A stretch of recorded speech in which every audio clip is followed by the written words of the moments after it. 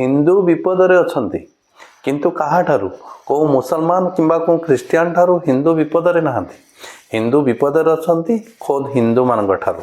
अनुभवी वीर सावरकर 100 वर्ष आगुरु कहिथिले मु को ख्रिस्टियान को डरू नाही, मु को मुसलमान को डरू नाही, मु ब्रिटिशर मान को डरू नाही, किंतु हिंदू माने हिंदू मानकर विरोध कले डर लगे। एबे आपण माने आम चारि पाखरे देखंतु जो माने हिंदुत्व को विरोध करछन्ती, जो माने हिंदू धर्म विरोध रे कहउछन्ती, से माने को बाहरर लोक नहंती, से माने होचन्ती आम भितरर, से माने होचन्ती हमर नुआ पीढ़ी, से माने होचन्ती हमर युवा समाज। यार कारण कोन जानती? पिला दिनरु आमे केबे भी तांको धर्म विषय रे शिक्षा देले नहीं। धर्म सचेतनता तांको मनरु पिला दिनरु ही आरंभ हैला नहीं।